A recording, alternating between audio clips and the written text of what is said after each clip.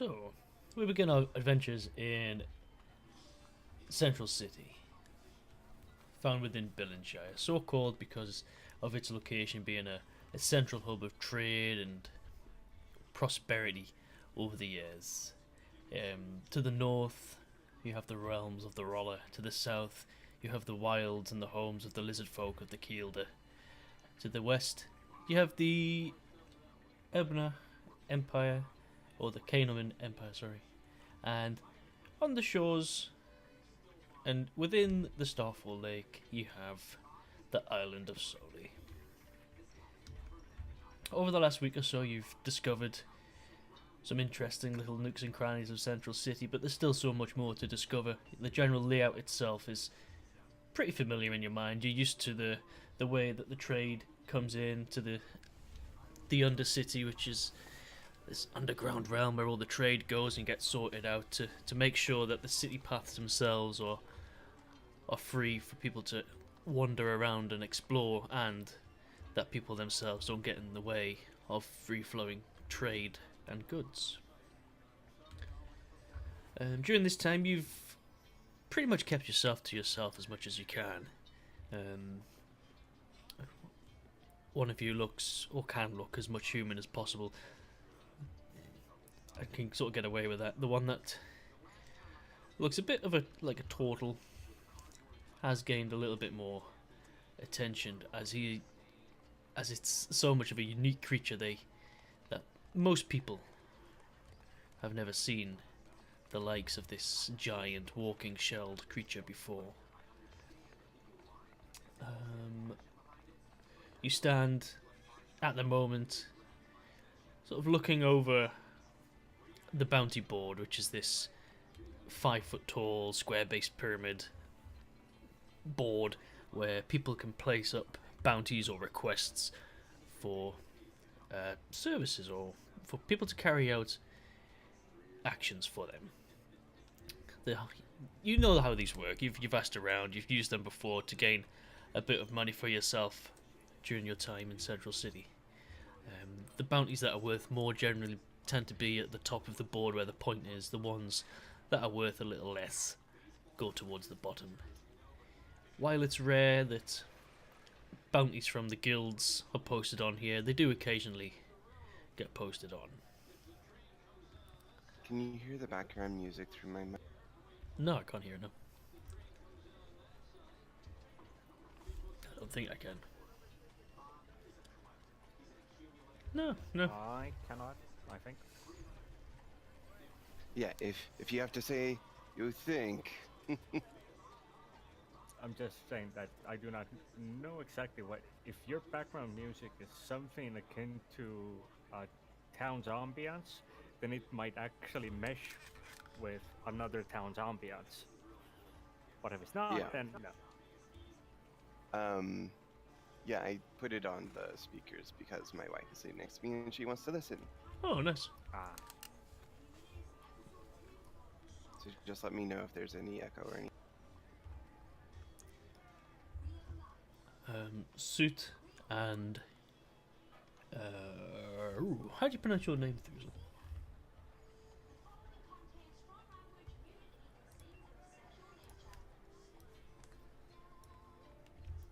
Thuzel, how do you pronounce your character's name?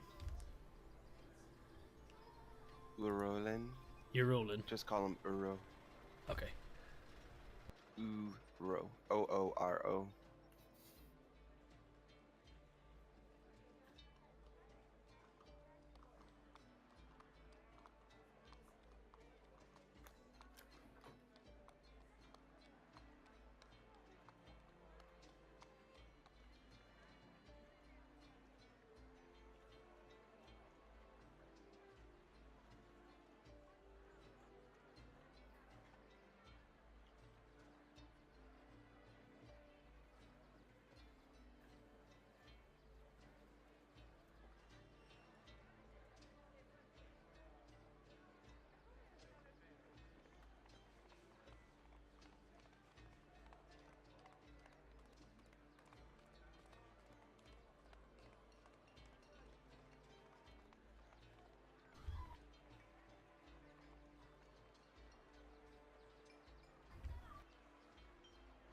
Oh yeah, I forgot I had pushed the talk on.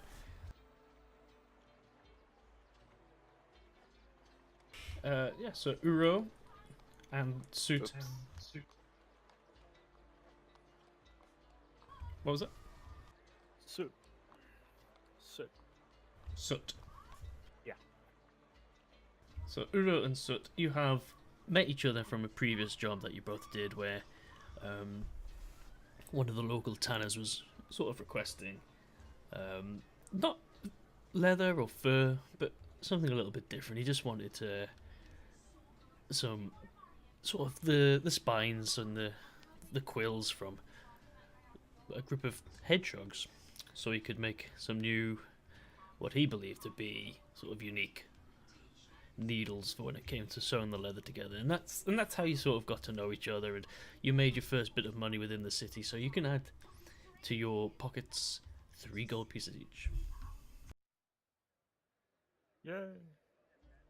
And over the course of the last couple of weeks, you have worked together and made that much money. 3 gold pieces. Okay.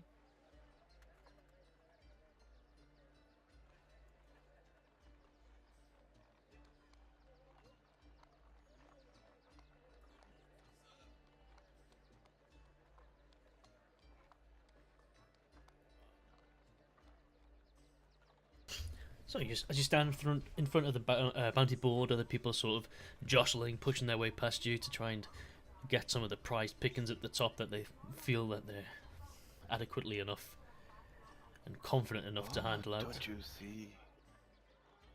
That one looks promising. Charting the lands.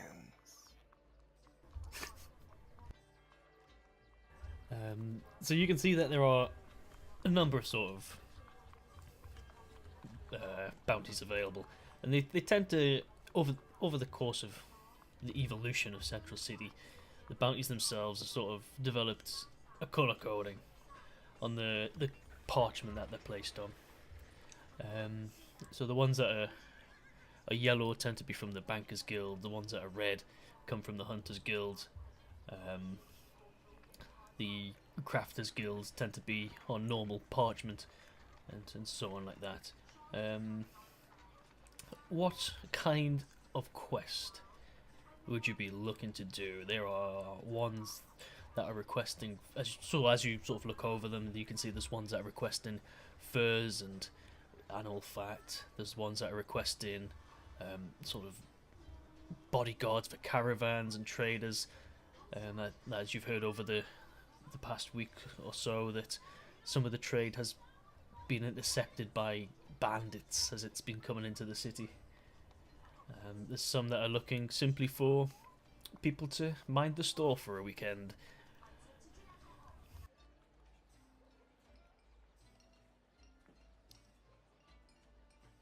What would you like to do?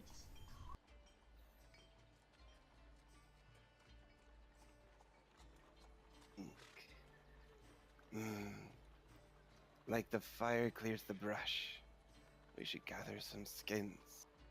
Thin out the herd. Well, one way to thin out the herd would be to deal with some bandits. Make the roads more clear. Yes, you are right. Those bandits are animals too.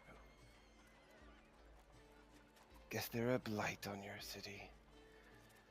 Cities, such weird forests.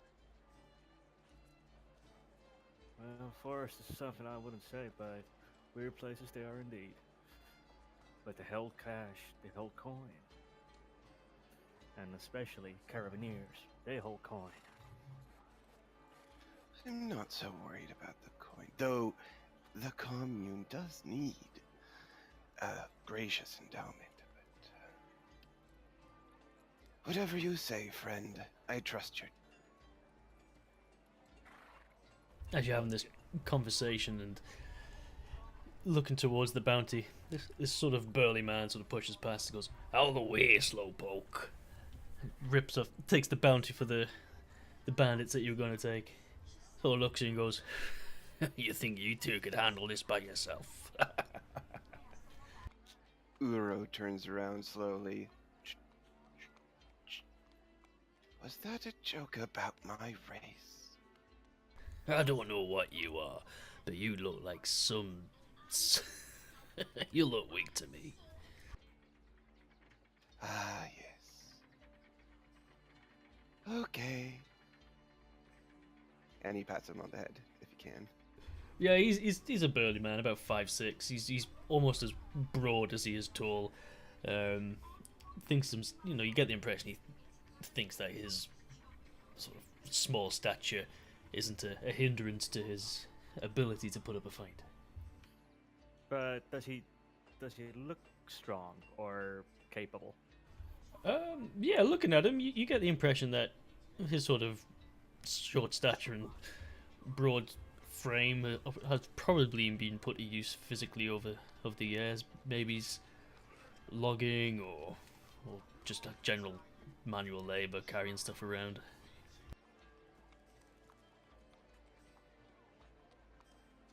Tell you what, I'll come with yous. I want to see what this walking, talking, whatever you are, can actually do. I'm a Tortle. Thank you. Yeah. Think you're some sort of celebrity, don't you? They all talk about you, you freak.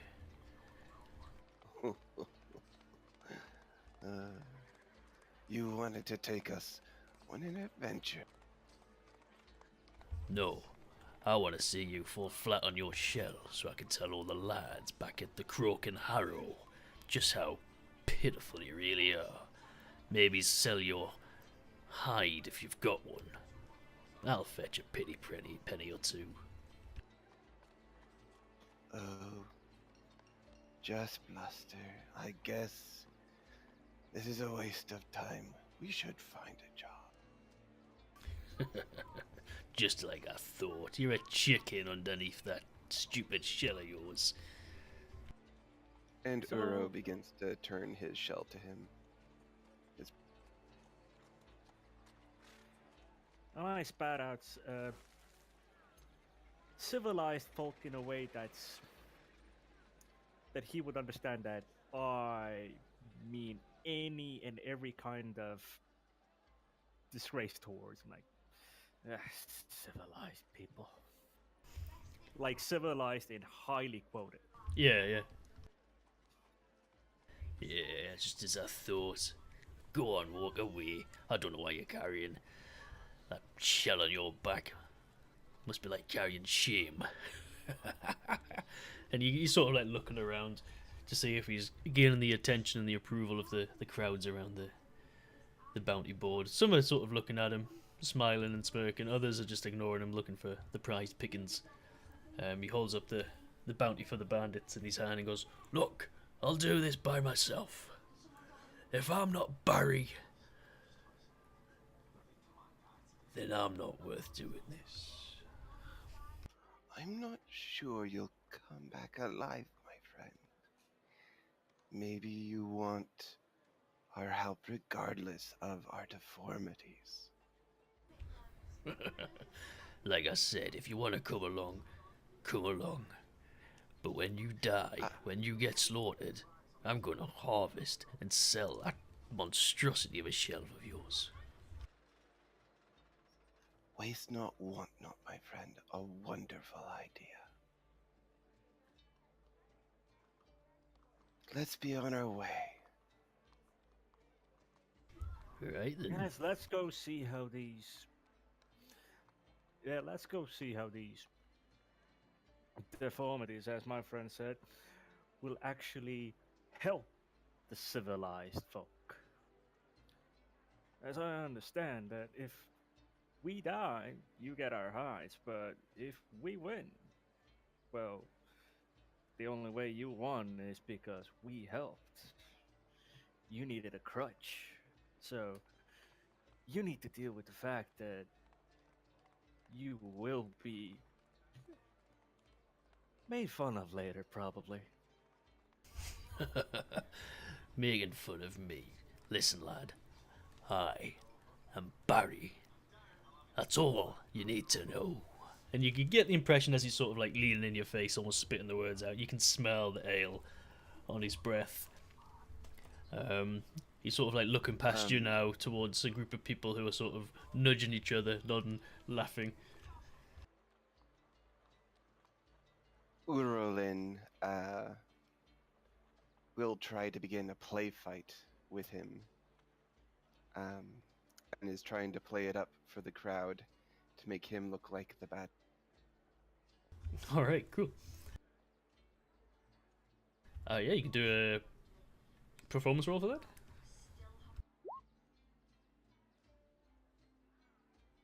Oh, almost perfect. So you start doing like this play fight, and you catch Barry off guard a little bit. He's like, "Whoa, whoa, what's going on here?" He sort of like pushes you back a few times, and then as you're sort of pushing him back, your own natural strength and your own natural sort of Tortle build is a little bit stronger than Barry would ever be used to, and you sort of catch him flat palmed with your hand and smash him underneath the chin a little bit. You can see he's a little bit wobbly on his feet, and his friends are just absolutely in stitches as they observe him being manhandled by the Tortle. Come along then. Let's go. Tougher than you. What a pretty name. Hey, I was called Barry, and my dad was called Barry, and his dad was called Barry. A long line of cute names. Indeed.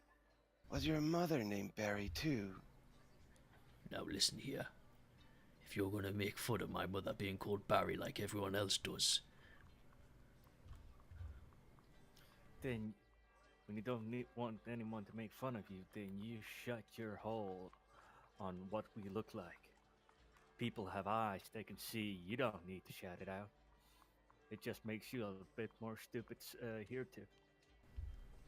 whatever. So your total friend here looks as tough and hits as tough. Means nothing to me. I'm gonna have. Suppose I can share this gold with you. He sort of hands the bounty note over to you, and you can see that it's written in quite nice handwriting. The art of writing and reading is sort of a poor standard across the lands. As for a long, yeah, go ahead. Would you say it's like 1500s style? Yeah, for handwriting yeah. and reading? That kind of era where it's like if you're nobility, yes, you can do it, you can write, you can read. It's sort of second nature. Anything under that, it's sort of a struggle. It's very basic. So most of these notes are written very basic, and it's almost as if you sort of skim reading just to pick out how much gold it is and what it is you need to do. No more than that. This one though is quite nice handwriting, and you can see that there is a sort of an emblem of the business that is looking to hire someone to protect or act as bodyguards for these traders. It sort of looks like an old wooden wagon with two wheels, and then it's got the initial sort of G and W on the side of the wagon.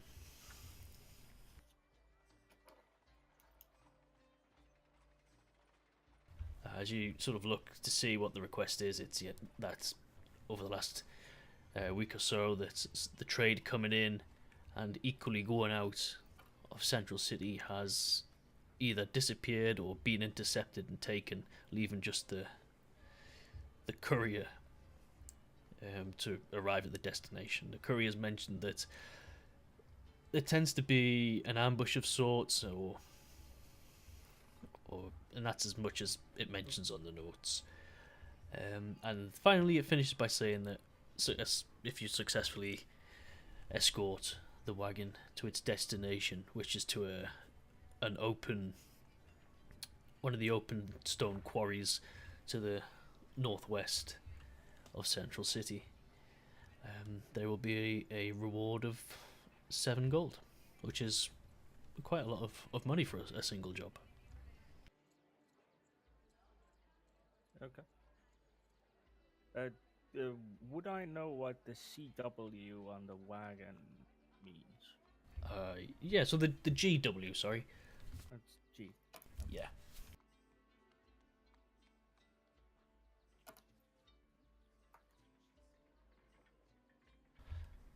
Those are the initials of the owner of the wagon business.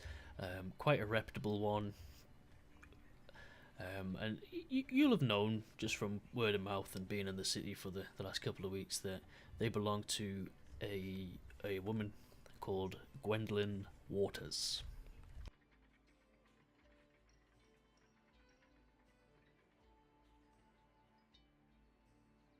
Oh, wonderful. If he decides to tell us that. Oh yeah, he's handed the note over, and If we do well here, like the toad catches the fly, our tummies will be full.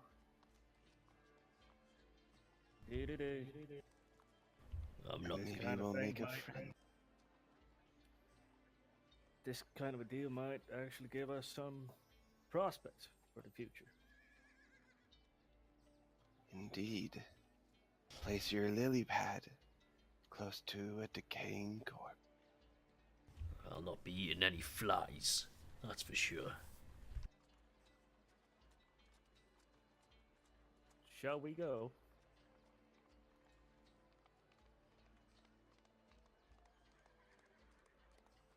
Come on, Cor. Like the river to the sea, you cannot stop. Let's go. I call Cor the hyena to join. Okay. So Barry says that he has to go and collect his equipment, and it's going to take a. And he'll meet you back here at the bounty board in an hour or two. The time comes by, you gather what you need, and sure enough, there's Barry with his equipment, which seems to be little more than sort of a wooden club, a dagger buckled very crudely, sort of underneath the strap of his belt, blade left unsheathed. He's standing there waiting. His mates just sort of pat him on the back and walk away, laughing as they see you two approaching. You wait about another half an hour or so, and then this really well constructed wagon rolls in, being pulled by a single horse. And on the side are these sort of cast iron, but with almost a golden trim finish, initials of GW. The rider on the horse pulls her hood down and to show this dark hair, and she looks down at the three people below, and so you're my bodyguard unit. You're my protection.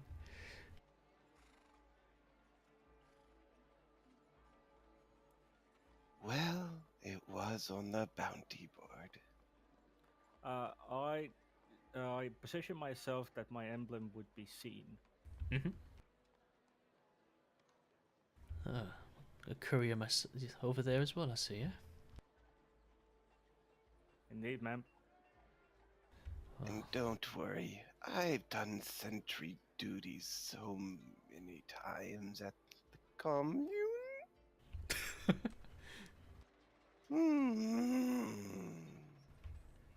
Looks to me like you're going to fall asleep.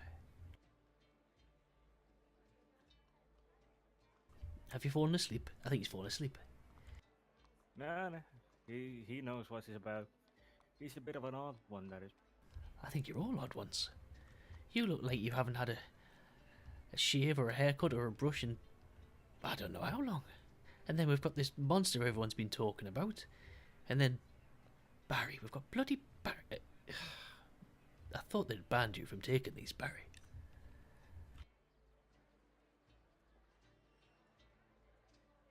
Come on then, sit in the wagon.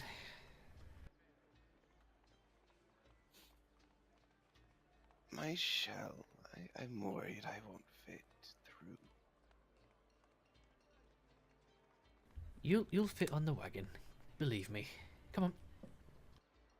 All right, all right. Barry, give him a hand up, will you? And Barry sort of scowls and comes over to help push you up.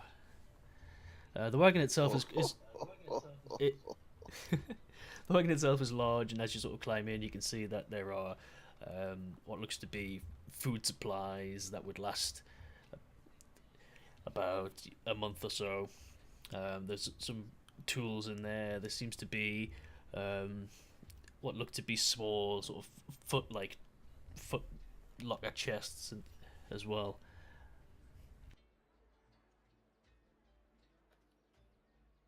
Well, if we're ready, we're ready.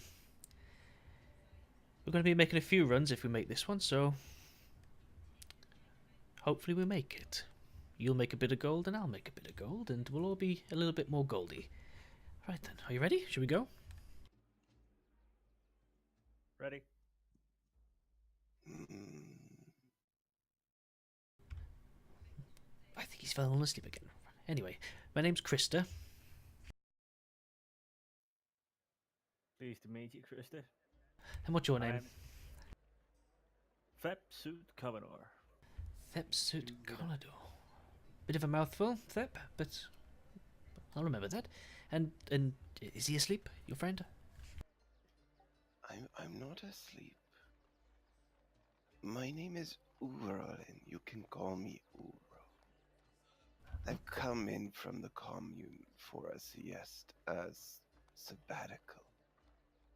Remind myself the horrors of the city, and bring back supply. Well, pleasure to meet you too, Uro. I've never met any of your kind before. What are you exactly? I am a Tortle. I see. Well, you've caused quite a stir over the last couple of weeks, walking in like that. No one's ever seen any of your kind before. Indeed. I'm a long way from home. She sort of whips the reins on the horse and digs in to the side to give it a signal to go, and it starts to gallop off down through Central City. Well timed on the music.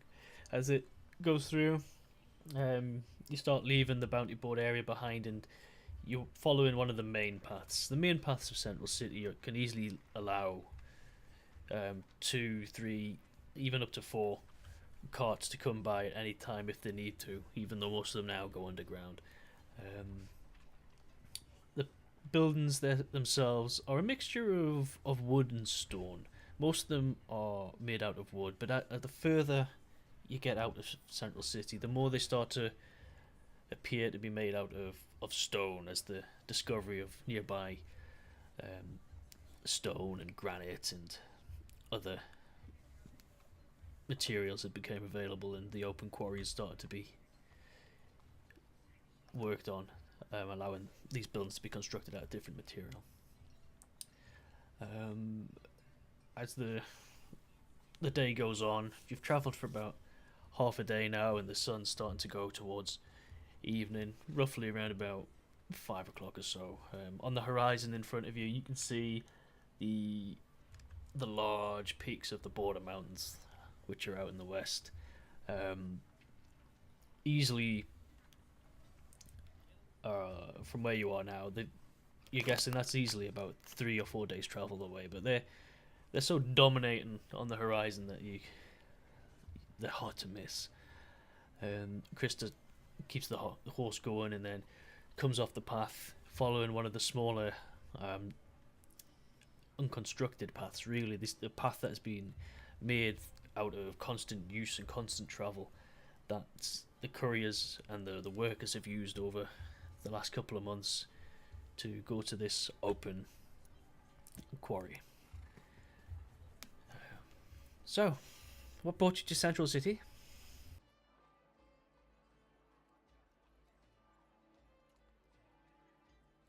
Gold. Gold is what brought me here. And a bit of a taste of the better life. I come from the basin, from the frontier, you know. The basin, the frontier. Please. You must have thought I was born yesterday. Sure, believe what you will, ma'am. Simple thing is, I came from there. And dried up. People left. And no more work for couriers in that region. Dog runners have a place for everywhere, but not that place anymore. Well, if you say so, Theep. But the basin... I won't go around telling people you're from the basin here. They'll think you're absolutely insane. It's a dream. It's a storybook. Well, let the people believe what they believe. You do know I'm a dream. And yet I'm here. Oh, I totally agree. You're a dream as well. Or a nightmare. Or I don't know. I don't know what you are, to be honest. People say you're a monster, but to me, you look like an old drunk. If he wouldn't look like that, big, green, and with a shell, I would say he would be my pa's pa. But it is just a green old shell fella. He's a curious one, but a good fella. Well, I don't judge people until I've worked with them, so I'm sure you're both good. But as for you, Barry, I've worked with you before. She just shakes her head and keeps the horse going, gives it a bit of encouragement to pick the pace up. You get the impression there's a point she wants to get to before nightfall. You travel for another 10 minutes or so, and in between that time, Barry is sort of like looking over the side of the wagon, making wretched noises as if he's suffering from motion sickness. And the horse starts to slow down. Krista sort of looks behind and goes, "Alright, okay, this could be trouble ahead. There's 2 people up front." She sort of slows the horse down on the track. And then you can see roughly about 50, 60 feet away is a fallen tree across the path, and there's two human men sort of trying to move the log from the road. Do I see anything around the region? Around the road, everywhere else? Yeah, so the road itself, so you're currently sort of travelling west, so to the north of the road there is sort of a thick tree line that you can't get through as this road sort of dissects through the forest. To the south it's a little bit more open planed. The area next to the tree, the area next to the fallen tree, south of there's a few trees that sort of basically you're getting funneled on the path with the horse to go that way. To the north, the horse and the wagon wouldn't be able to get through. To the south, it might be able to get through, but it looks as if it's quite rough terrain, and the wagon itself, as well built as it is, might suffer a bit of damage going through sort of the rough terrain where it hasn't been worn down through travel and use over the years. There also appears to be sort of a small, very small camp, and that's about it. If you, yeah, that's what you can see on the general horizon around you there. But by actually getting immediately suspicious because we need to stop, so I would actually just scan to see anything out of place as well. Sure, yeah, do a perception roll. Perception. Good. Yeah. 15. Okay, yeah, that's pretty good. So as you're looking around, you can see that for a brief moment there seems to be sort of this reflection of light on metal coming from within the tree line. It's very, very sharp, very quick. As you snap your head to look to see where it came from, you can't really see anything that would have caused it. and that was in the tree line to your north.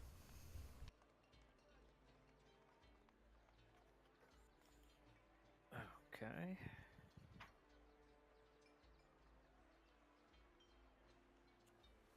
That was in the north, right? Yeah, it was. Yeah, so that would be, yeah, sort of like directly, you know, guess about 12, 1 o'clock-ish from where you are. Okay, I guess I'll go speak to them. Krista dismounts from the horse and walks forward a I couple of foot. should come with you. I take out my bow and knock it. Not, Mhm. I don't fully pull it back, but I just hold. I hold ready, and I look around.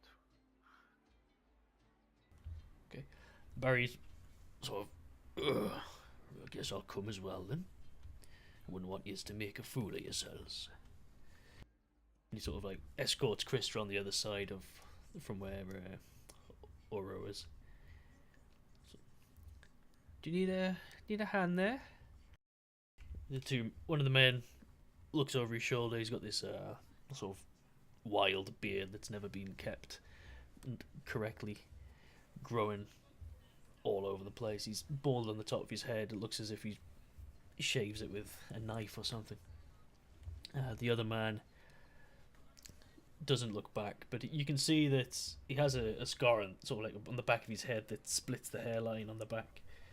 Both of them are sort of wearing leather armor, or just leather overalls even, as they're pushing the tree, trying to move it out of the way. Well, I guess you could help. Oh, what the hell's that thing next to you, lady? I'm the protection. Well, Like the rind on an orange. Oh, wait. No. I'll get a better one later. I don't know. Alright, fair enough. Yeah, if you just want to come over here and give a hand to move this tree, then that'll be champion, won't it?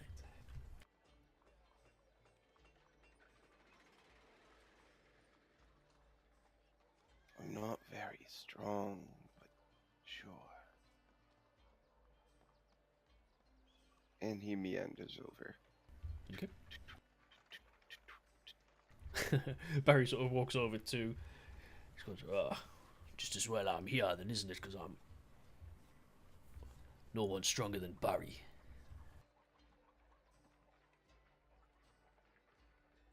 Hopefully that will be true one day. Undefeated. Undefeated. Every time I do any arm wrestling. Do you know how many times I've done arm wrestling? I wouldn't have any clue. Hundreds Let's of push times. this thing. So as Barry sort of leans in to start pushing, the man next to him is pushing as well. Krista sort of stays near the horse, leaving Uro and Barry to help the two men trying to push the tree. And you push for a good 2 or 3 minutes, and it rolls forward, then rolls back, and rolls forward, and rolls back. And it just doesn't seem to want to budge. Soot, roll a perception for me, please.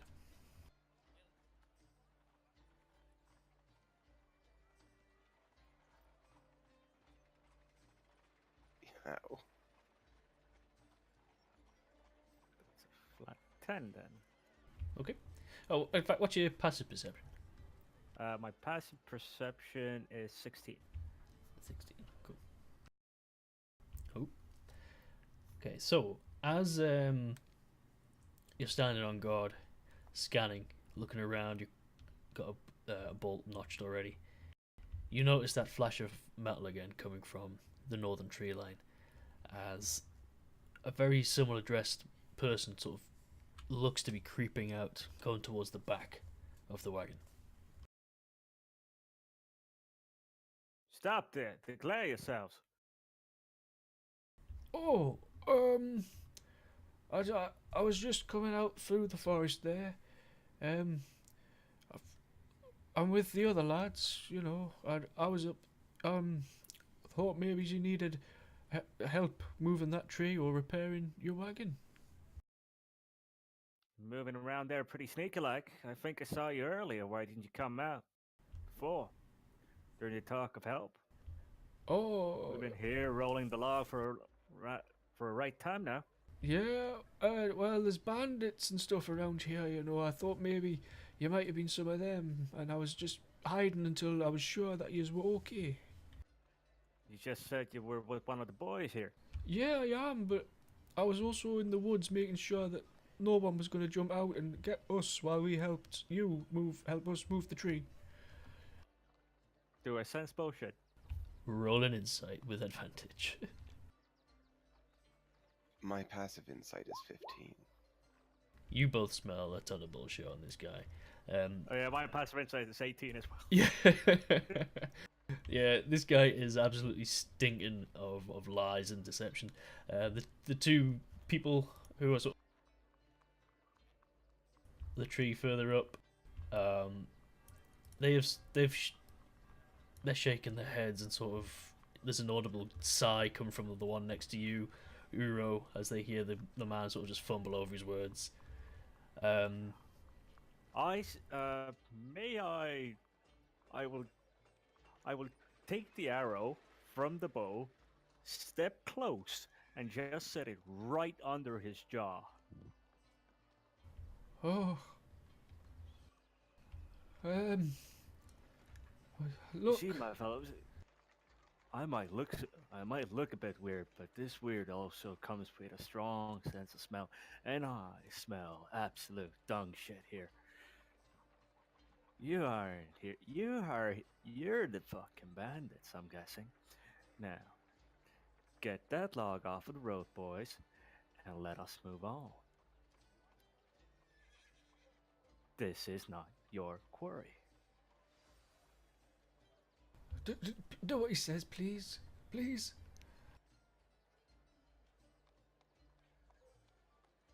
The man next to Barry sort of casts a glance to the side. Udo, roll insight, please.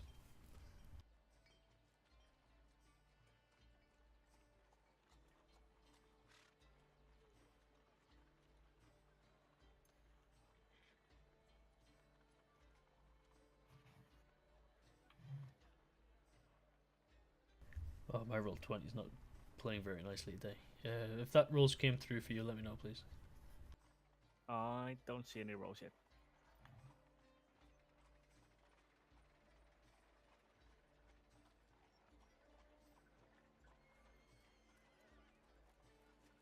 Puzzle?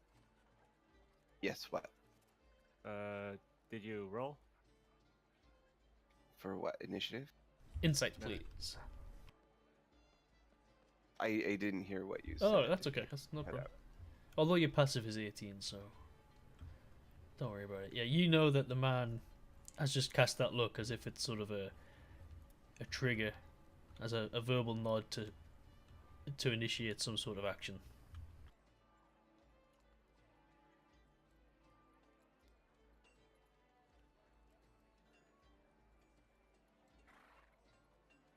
So, do I sense actually something going on? Uro has he knows that there's some sort of verbal nod that's just been that's happened between the two men pushing the tree.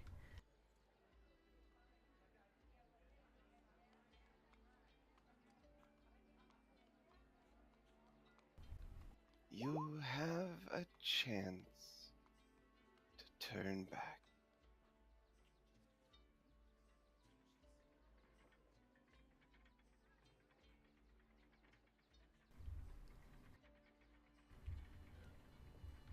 Bugger this. And the man next to Barry just pulls out a dagger and sort of just jams it under, sort of into the underside of the chin where sort of the mandible is, and through that fleshy bit between the chin and the tongue. And Barry, you just hear this from Barry as it gets jammed in there. Roll for initiative. May I have a reaction before that? Certainly, go ahead. Because I was holding the arrow there, Yep. and I was basically tense for anything going wrong. Wise, I would immediately stab up. Go for it. How? Do it'd be like an improvised attack. And if you you were holding it right up to his thing. So roll just roll a d20 with advantage. D20 with oh, that's singular D20, and oh, for the love of fuck, that would be 9. That's good enough. Okay. You jam the arrow sort of in the man's almost in the same place that Barry just got stabbed with the dagger. So like the arrowhead's just stuck in there, and the man's like, okay, roll for initiative.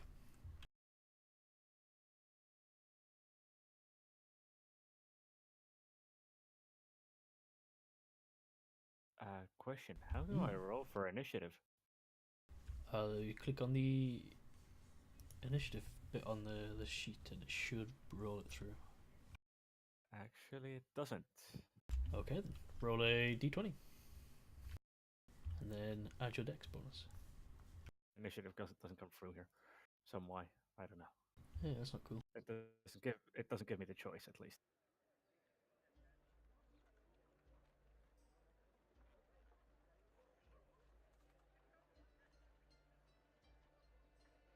Roll D20.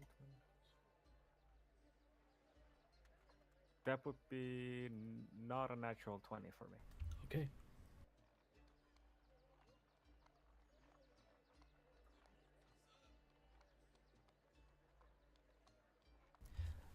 Thuzel, I guess you'll have to do the same. I did. It's the one marked in it with the yellow box. Oh yeah, further up, cool. Alright then.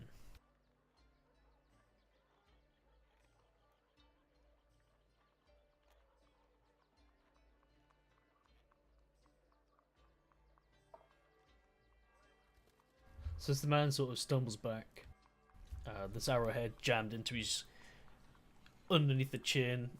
It didn't pierce him as much as a normal arrow attack would do, but you get the impression it's stunned him enough and staggered him enough, and certainly done some damage with that sort of improvised attack.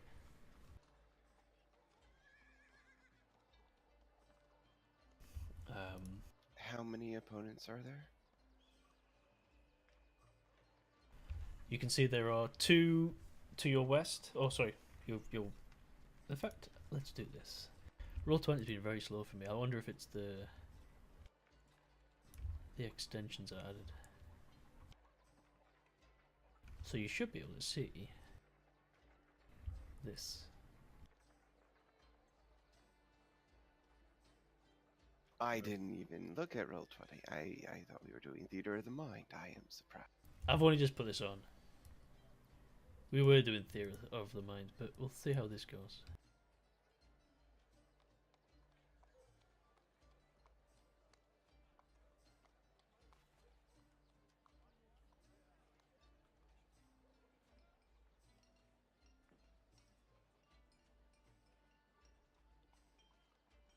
So you can see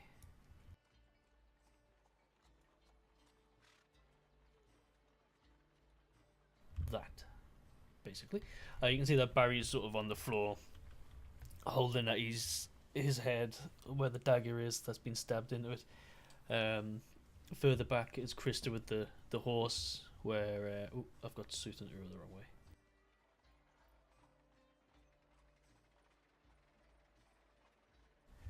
Where Soot has sort of attacked the man that was coming in. So you can see that there are 3 people currently attacking.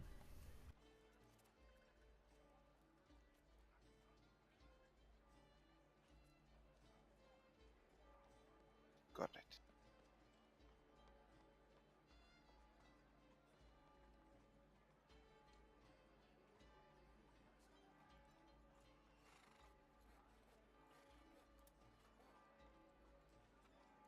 How did I set my initiative again? So click your token, roll, and then edit it once it's up.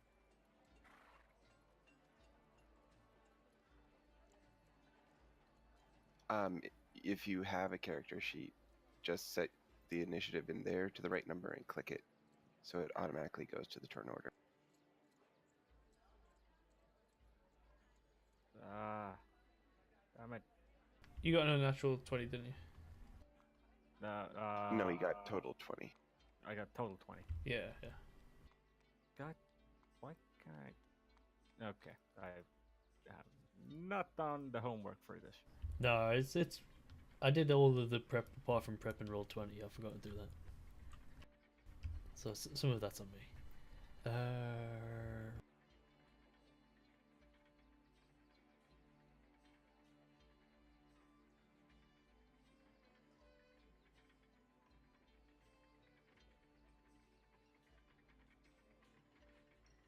There we go. Yay. I just don't control the token, right? Oh, have you not got control over the token? Nope. Okay, well, Thiep, it's your go. So you were prepared for this. You had your action ready. You've just sort of shivved the man with an arrowhead, who Is he is just staggering or is he on the ground? he's just staggered from sort of getting an uppercut with an arrow. Roll a d4 for the damage. D4. Ooh, not bad.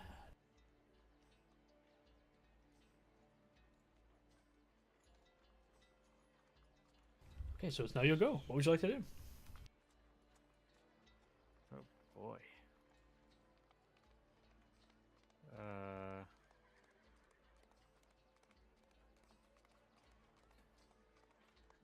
Damn it.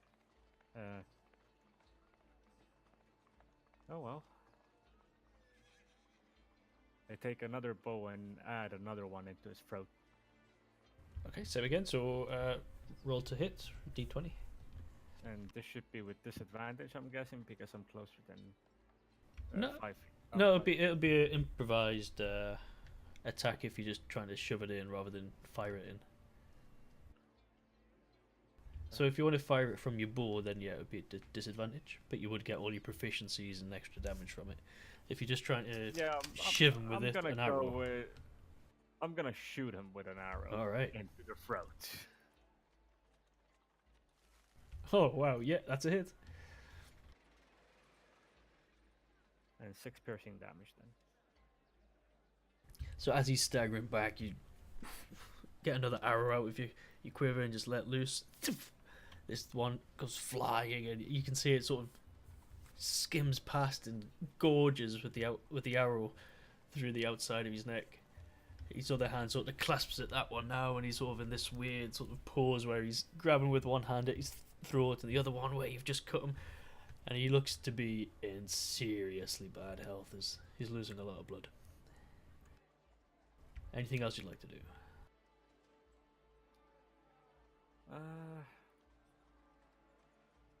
I think not. No. All I'm right. just gonna stay there.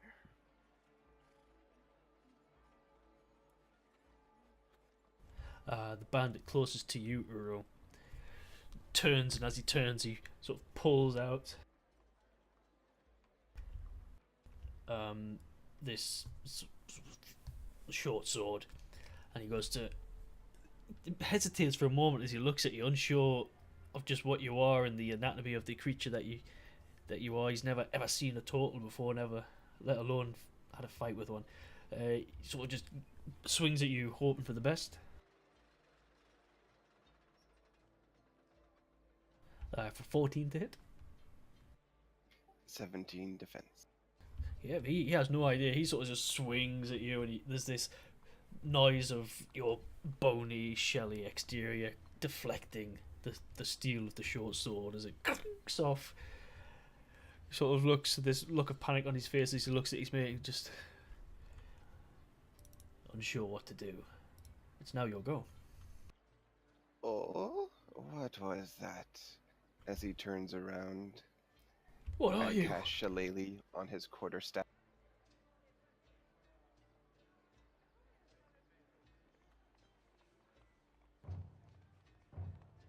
And then he'll attack the person. Say, go to sleep. We'll be gone when you wake.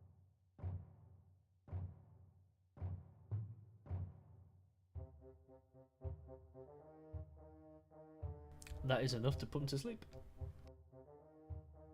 Holy shit. Shillelagh gives magic damage to my quarterstaff, so it's a normal attack to hit. So it's versus his AC. Oh, I thought that was the sleep damage. That's your attack? Yes. Okay, so an 11 to attack as you go with your quarterstaff. Sort of, it hits him, but sort of, you get the impression you haven't hit him squarely enough to do any real damage as it sort of bounces off the outside of his arm. He's just looking at his friend going, what is this thing? It's okay, I'll get you next time. End turn.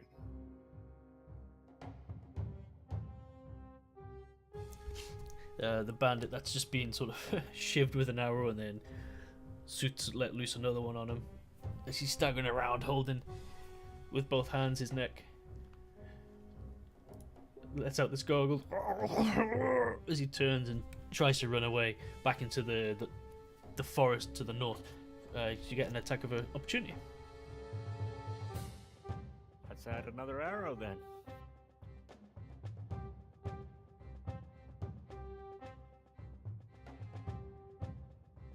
That's a hit. So 5 piercing damage. as he's running away, he thinks he's sort of made it to the safety of the tree line. This arrow just gets right in the lower back, and you can see him arch backwards, and before he collapses to his knees, and then finally to his front, unconscious.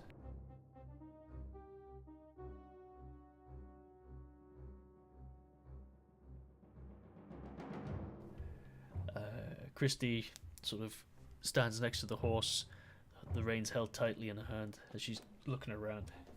She takes a moment to mount on top of the horse, ready to flee if needed to secure the cargo.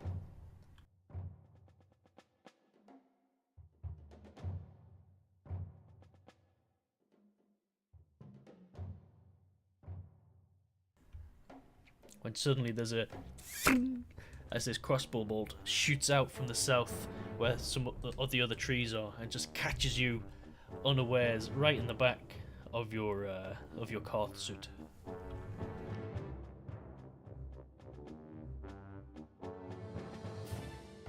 For 4 damage. Who, what, where got 4 damage?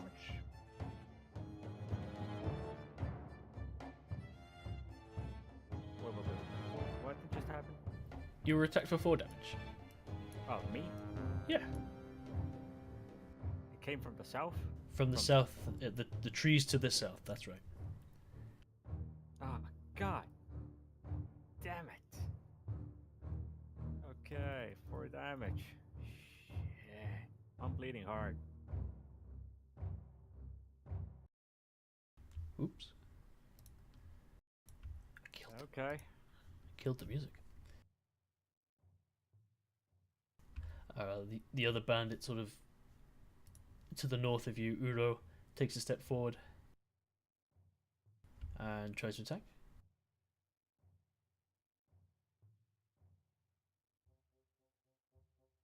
Doesn't matter what it is, just hit it. 13 to hit. You guys aren't getting any better. He swings with his short sword, and it just like clatters in between the sort of the ridgy, spiky bits of your shell. He's just like, "Jeez, what are you?" Suit, it's your go. Uh, did the tree get out from the road? From the way of the road? No, it The way should clear. still be there. It just disappeared on the map. Let's see if I can put it back in for you. So it's still an obstacle on the road. Yes. If the horse didn't have a wagon, perhaps it could jump over it. Uh, I'm gonna walk onto the side. Uh, there. I'm gonna walk onto the side of the cart so that the point where I got the hit, Mm-hmm. that I would put the cart between myself and whatever shot me. Yep, you would have full cover if you went around there. Yeah, and I'm gonna take a shot at this dude. Do it. The one with the 8 initiative. And The one to the north of Urulin? Yep. So he was the one with the big beard and the bald head. so That that would be that's 12. a hit. That's a hit. So you let loose. Does that hit? It does hit. You let loose with your short bow. As the bald beardy man who's just like Hello? attacked. Can you hear us? Oh no, he's been abducted. Oh no. Can you hear us now? I shot the dude with the initiative 8 with attack of 12. Did I hit? Yes, it did. And as he's right next to Uro, that would also go for a sneak attack. Nice. Did you not hear us before? I was saying what happened. What? Can you hear us now? Hear it?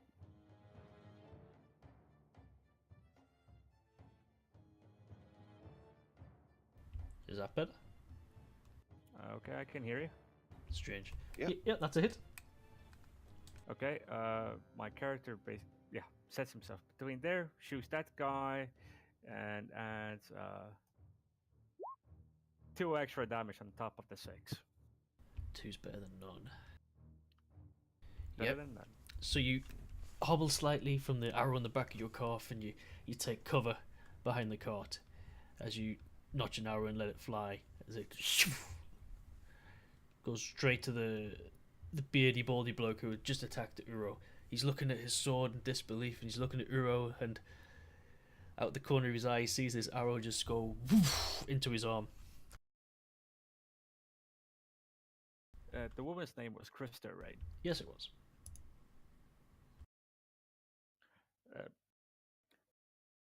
Ma'am, Krista, the, they've, they've got shooting from the south side. Cover yourself. And that would be my turn. Okay.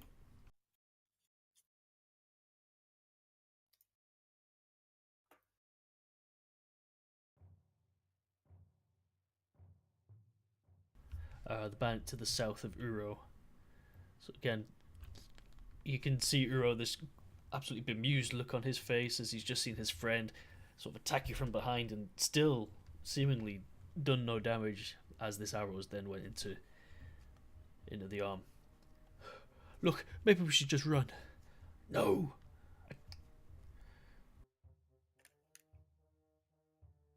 He goes for another attack.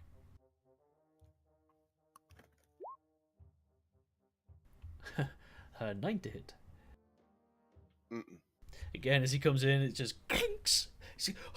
Maybe look, we need to run. Uro, you'll go. Yes, you should have run. But it's too late now. and he'll cast Earth Tremor.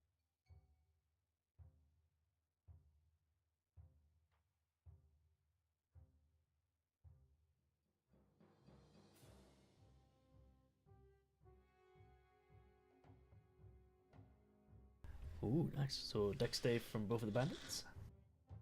DC 13, yes.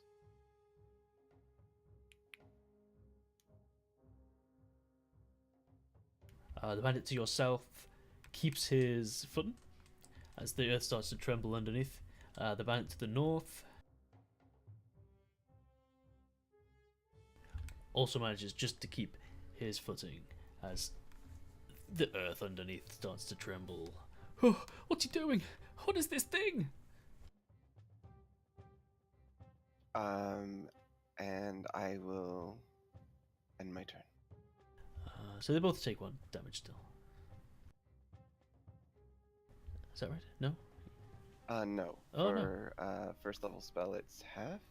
Yeah, so it's 1. Yeah, still 1. Yeah. Can't go.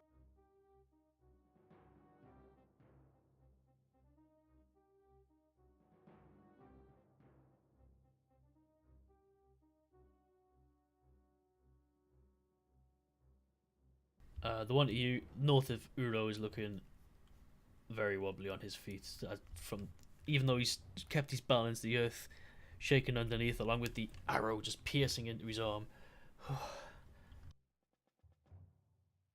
Now it is Krista's go. She looks down from the horse. Yes, you're right, Soot. She sort of quickly dismounts and hides next to you, sort of behind you, taking full cover.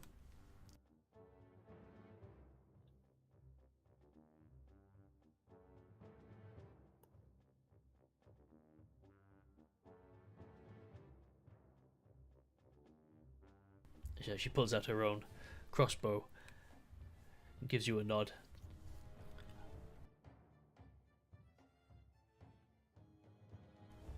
And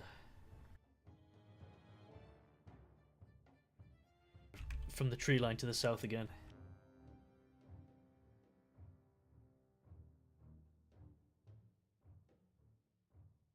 It comes another arrow attack.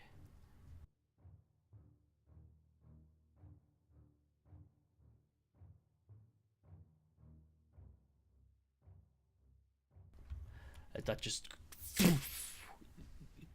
lodges itself into the side of the cart, just where Krista's head was before it ducked down. The bandit to the north of Uro is going, oh, maybe you're right. Maybe it is best we flee. They're not paying me enough for this. He turns and tries to run into the trees to the north. You can have an attack of opportunity if you wish. No, he's fine. Okay. So he continues to run and disappears into the trees to the north.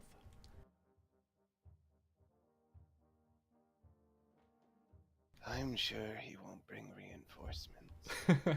Suited your go. Do I see anyone in the south? You can Peek roll. over. You can roll a. Are you sort of peeking your head out quickly to have a look? Yeah. Yeah. Okay. You can do a perception with disadvantage if you haven't that quick look. Oh no, just do a perception. No perception roll. I'll just increase the DC. Oh, cool.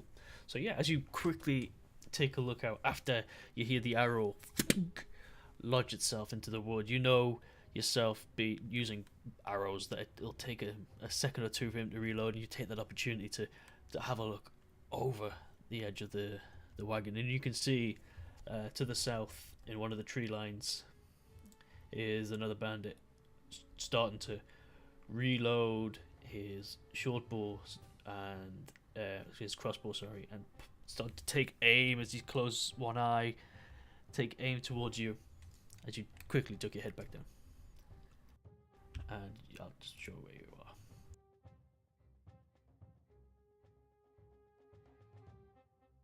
are. I will then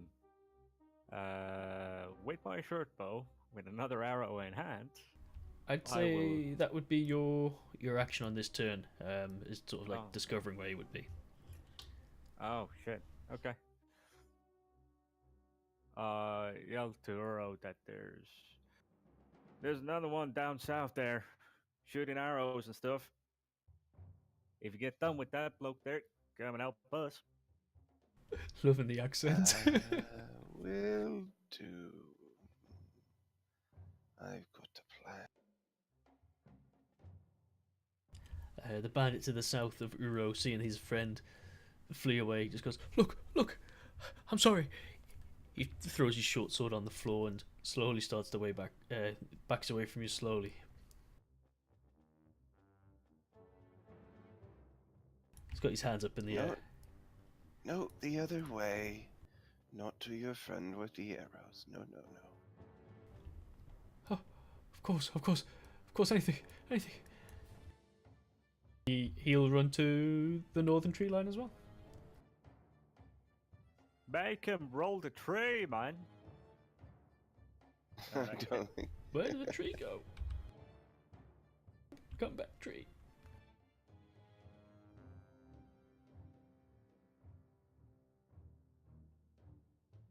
Oh, I know what I did. Okay, that's where I went. And while you're at it, get the tree out of the way.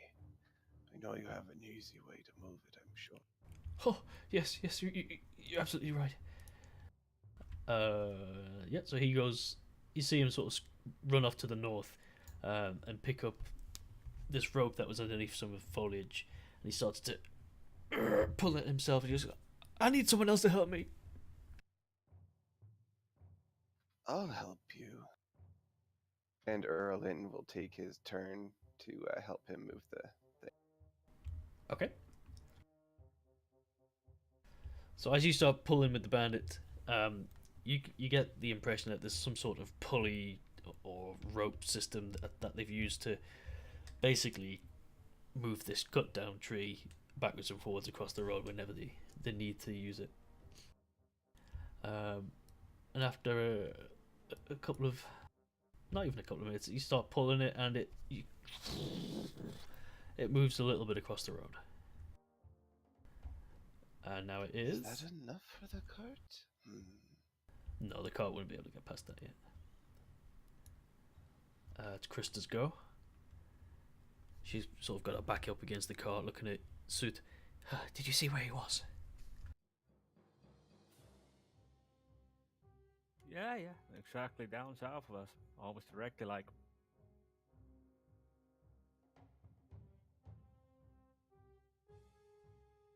Sure, bloody shot away. As you say that, another crossbow bolt gets shot at the cart. Crossbow? Yeah, before you said short bow. Sorry, I meant crossbow. Oh, okay. As this one flies in, it goes over the cart and crashing in, sort of cracking into a tree to the north. It's your go again, Soot. As you see the bandit to the south sort of running out of his cover. No, sorry, he stays there. He doesn't know he's been spotted.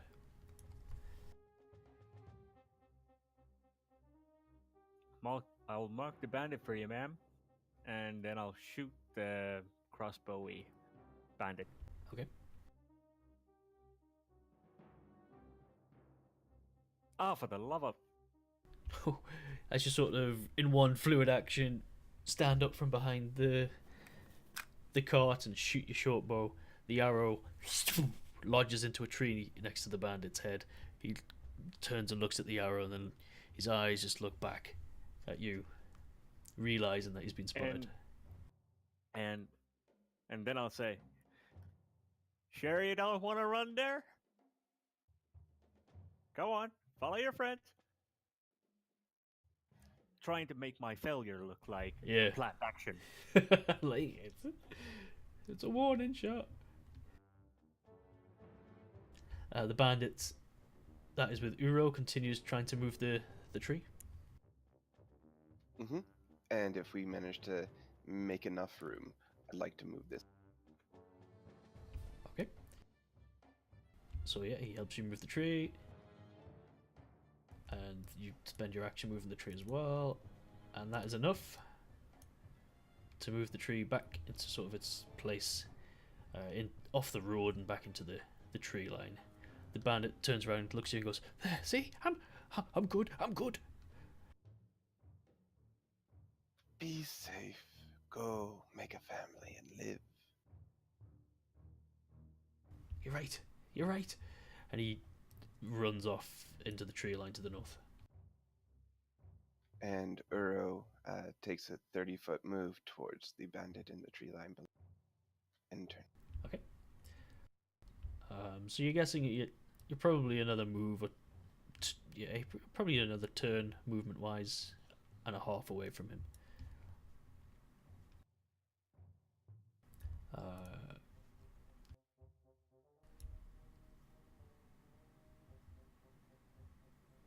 It's now Christie's go. Yep. So she will look up.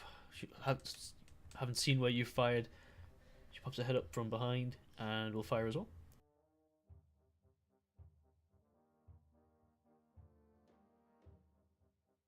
Ooh, and hits.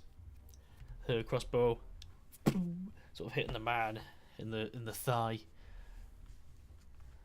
I think I got him.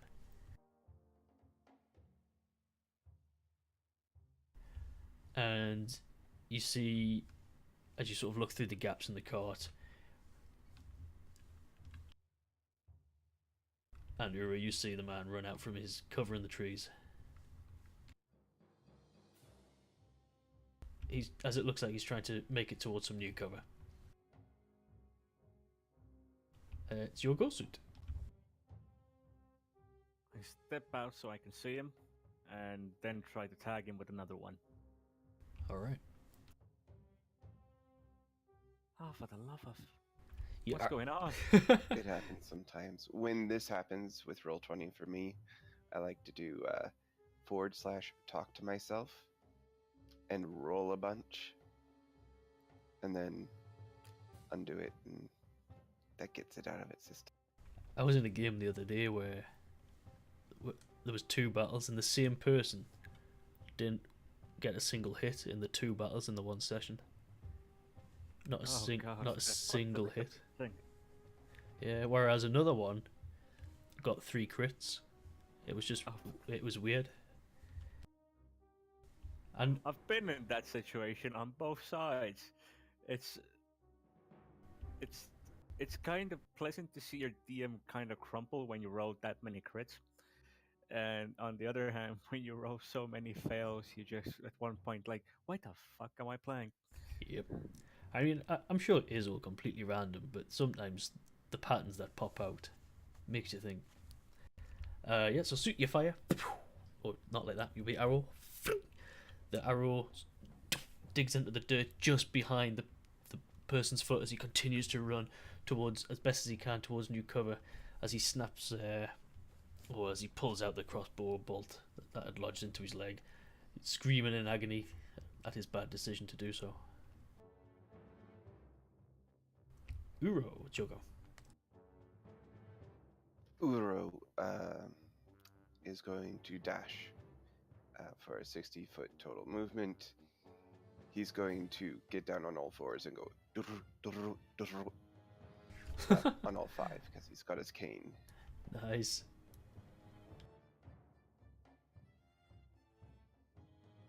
Did the whole world just move? Aimed it. There it is. There we go. And I'll come up to him and say, "Come, your friends are gone. Join us. We need to ask you some questions."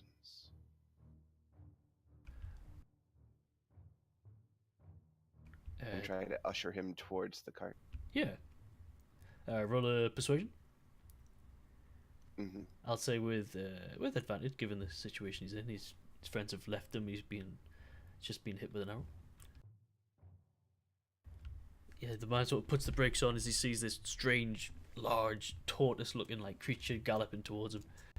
Oh. He throws his crossbow to the ground. Look, just don't hit me. Not even a little bite. I'll leave you alive. He says, he takes like a half step back as you start to laugh at your own joke, unsure if you mean it or not. Don't eat me. Oh, I've got a family. No worries. They won't let me. He starts to walk back to the cart. And you escort him back to the cart. You can see he's panicky, out of breath. He's holding where the crossbow bolted went into his thigh, trying to apply some pressure into it, pushing it down heavy. If we're out of initiative, I'll Yeah. gladly cure wounds on him. Yeah, sure. All right. I limp behind from the cart, and I'll say to Core, the hyena who's in the cart, basically among the food and looking like guarding it. Mhm. I will say, "Come on, boy. Go keep an eye on that fellow there." So Core would come out and just sit in front of the dude on the ground and just showing teeth the whole time. Yeah. Oh, Soot. I didn't know you were injured. I'm sorry. I've taken care of our friend here. As long as his tongue flies.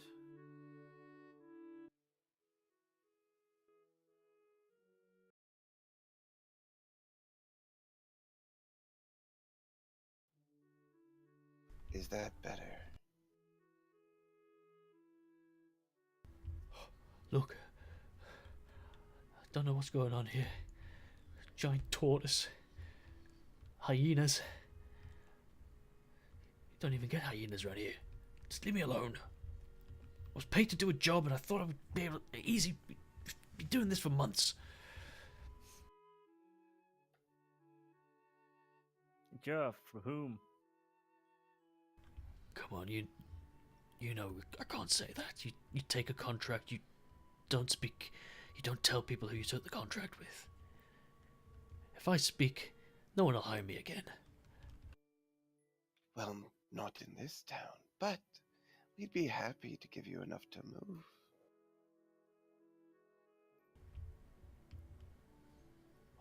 For me and my family.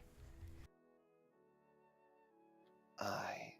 If you want, you can join me in the commune. Don't worry, there are no others of me. You see the man's face is like twitching and occasionally grimacing as he applies more pressure on his leg. Oh, you did Cuban, sorry. Oh, guess well. Look, you did heal me. I don't understand how that stuff works. You must be one of them druids. Indeed. And you're saying there's room for me in this commune? There is room for all, as long as they have repentance in their heart. Penance, yes. Penance, not repentance. And,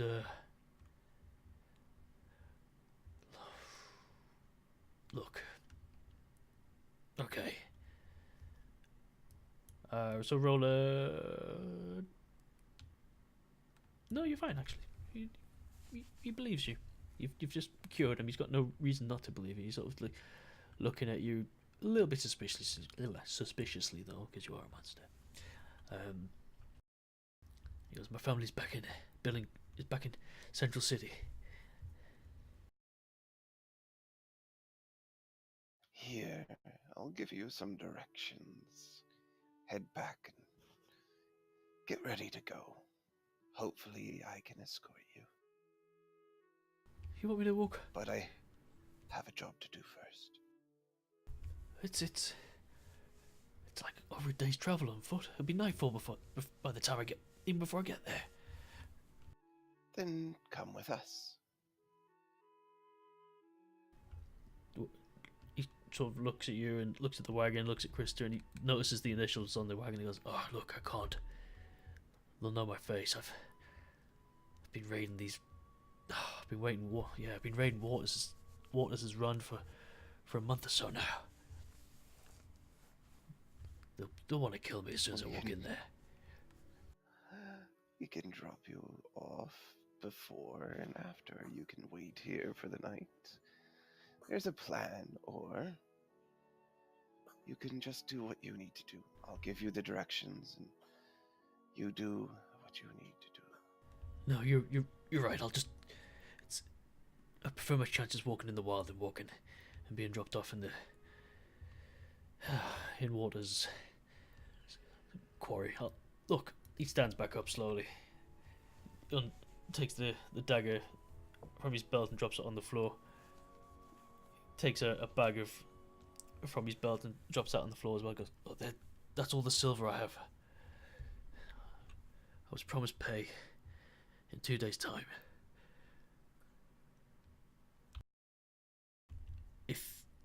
If you want it, it's yours. All you need to do, as he points to the small campfire to the southwest of you, is be at that campfire in 2 days' time. Whoever it is that hires us usually leaves the money within the hollow tree that we sit on. Just, it's yours. Thank you. I hope to see you again. He gives a little nod and avoids making too much eye contact with Krista as he walks away. As he starts to walk away back down the road towards the city, there's just this sudden audible. As you can see, there's a crossbow bolt lodged through his neck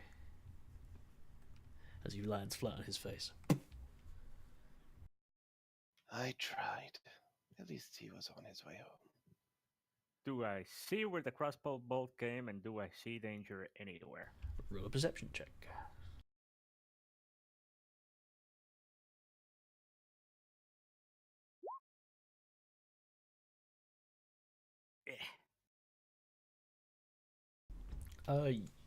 You make out what seems to be the silhouette of a robed figure on this almost jet black steed, apart from a white stripe running up the front of its mane.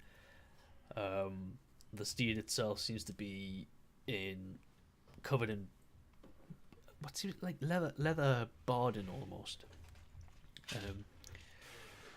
He's standing about 100 feet away as the cloaked figure sort of puts the crossbow away. There's this laugh as he turns to try and ride away.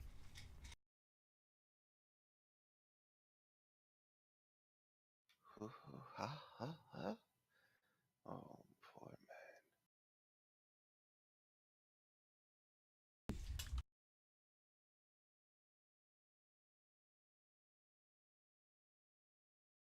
You can shift click to move us there.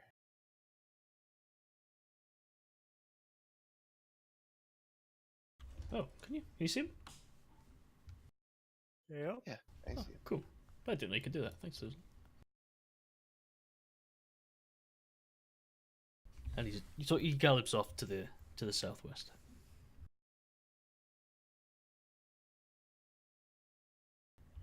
Krista sort of takes a second and then lets out this breath she hadn't realised she'd been holding. Well, looks like you two have earned your keep.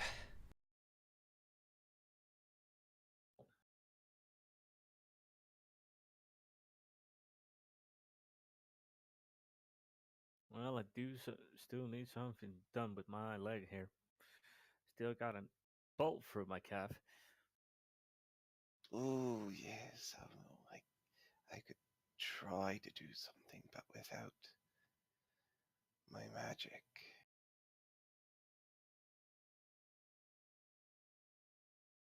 Let me see. How does that magic stuff work anyway? never understood you, druids. It flows through us, every little thing, and we just use it a little bit more than others. Like you walk, we cast. A gift from nature. It's certainly something. Protect. I'll not judge. You saved me. More importantly, you got Miss Waters' cargo, hopefully, to where it needs to go, which means both of us will get paid. Indeed. In the meantime, I go through both of the corpses Okay. that we have. So as you do, you're Well- rustling through. The one that was speaking to Uro pretty much gave up everything he was carrying. The dagger's on the floor. There's a small pouch of silver pieces, which, as you finger through quickly, you're estimating there's around about 53 silver pieces in there or so. The bandit to the north of that, the one that had snuck out of the tree line, he's carrying what just seems to be your standard crossbow you could get from anyone really in Central City. He's got a small handful of crossbow bolts that he was keeping in a pocket on his trousers.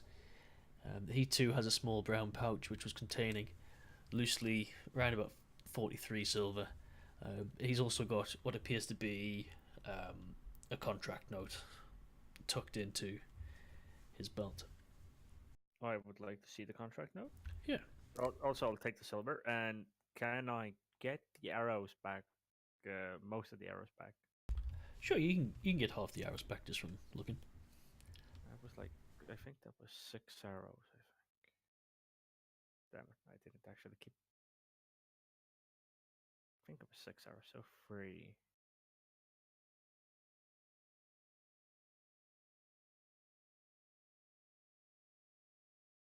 Okay.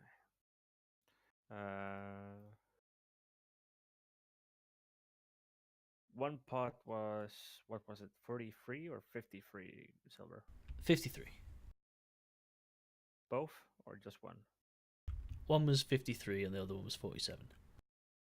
So, Hey, look at that. It makes an even 100.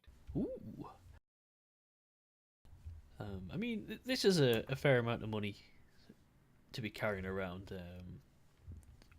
Whereas there's loads of, plenty of money flowing through Central City. If you're not one of the top crafters or guilders or merchants, then just having a couple of gold pieces in your pocket would be considered a small fortune. So these were being reasonably well paid by the looks of it. I divvy these out into 33 silver stacks and offered them to Krista and Duro. He'll accept his share. Krista smiles and goes, "Oh, well, thank you. I don't feel like I did a lot, but you did what you were paid to do, and you will be paid handsomely for that, just as I will be paid for delivering the cargo. So thank you very much. Shame about Barry, though, eh?" You sort of like, you can see Barry's just lying on the floor with the daggers stuck up through his mandible. Do you know if did Barry have any relatives? Barry was a lout, but he had family and friends. We can't just leave him here. Yeah.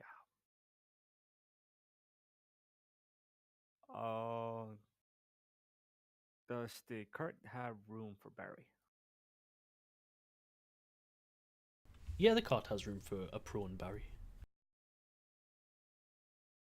Alright, well, he prone Barry onto the cart. The wagon's quite big. It's a courier, like a carry wagon, so it's designed to be quite large and to carry. You're guessing around about 15 foot long, 10 foot wide. it can haul a lot.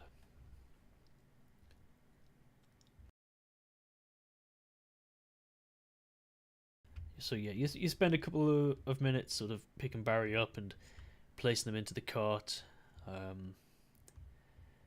getting ready to move on. Krista sort of calming the horse down a little bit as this just the presence of dead bodies around it seems to be unnerving it. The horse? Yeah, the horse. Yeah. I will horse whispering. It'll call us. All right, go for it. Yay! I get to use it the first time, basically ever. Oh shit! Wow.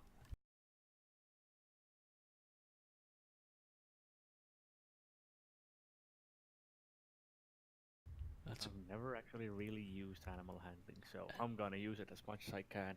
That is amazing as well. You sort of like lean into the horse and patting the side of its head, giving it a little bit of a scratch. Whatever it is you whisper into its ear sort of calms it down almost immediately, and Krista looks at you and goes, You have a way with animals. Well, I need to thank my pa for that. I'm part animal, you know. Well, I know you're a little bit unkempt, but I wouldn't say you were an animal, sir.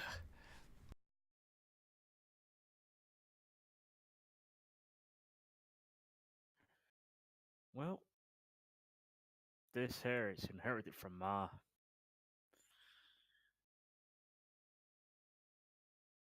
But still an animal, still a beast for these civilized folk. But thank you for the kind words. Most don't see past the fur. Like I said, I don't judge. And both of you have done more than enough by my books. You've kept me alive, and you've got my goods almost delivered. So, as long as we're making the gold, I'm good. I'm good. And you get the impression she's a bit flustered from what's just happened. She's heard tales of the other couriers either not making it or arriving empty-handed and not getting any more work.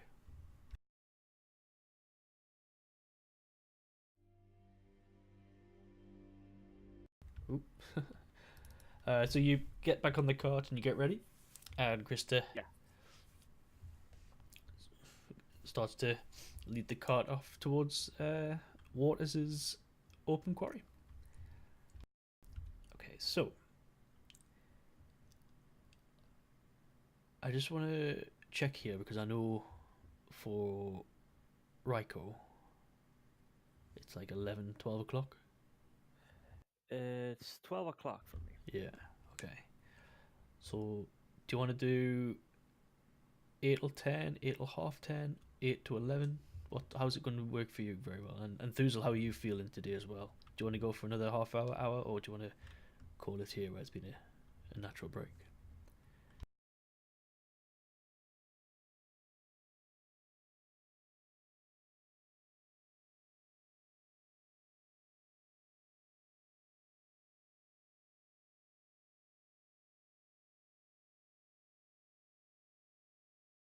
Is it actually quiet? Or Yeah, am I just... no, it went quiet. I don't know if any of that came through. No, I heard you asking about is Yeah. it a natural time to cut it or not. For me, I could probably sleep. I do have a work day tomorrow, but Okay. Well, it's our first session in, and I've need to grease the wheels again, so that was a good one to do. And so if we want to call it here, then we can, and then next week maybe do it till half 10 or whatever. We'll just see how people feel. yeah, I just wanted to ask: can we start? We can easily start an hour earlier. That's from my point of view, of course. I'll have to speak to my wife to see if that's well. No, yeah, I'll see how it goes because the little one goes to bed at 7, and I don't want to miss out on that because it's good to put him asleep. Oh, okay. So maybe we can always try and start at half 7 or so. In the meantime, I need to work on my accent because that thing is not in one place. It's all over. Right, and so yeah, we'll call it Sharon because it's 12 o'clock where you are, and I think it's a natural break. Kind of plagiarized Travis there. We're going there. Doesn't matter. Trying at least to aim for the Everyone rips everyone off. southern vibe. So you got 33 silver each, and you picked up the contract note. Oh, hey, Thuzel. We're just saying Thuzel. We'll call it a break here tonight. It seems to be Excellent. a natural bit, and I know you said you weren't feeling too well. Yeah. And I then appreciate it. and then maybe next week start at 7:30, if that's okay with everyone. Yeah, that's fine. Cool. Right then. So 33 silver contract note, and I just want to establish it's Krista. I keep flipping between Krista and Christy. I need to. Hey, Maybe her at name is first, Krista at Christie. first I heard and wrote down a hooker name, so Nice. Crystal with a Y. Crystal with a Y. Krista. Yeah, Krista. One of the things Uro is going to do is when they head a direction, he's going to start putting down some druid crafts so he can find his way back for the money. All right. Yeah, you can do that. Not a problem. Oh, I'll try to pull out the bolt that I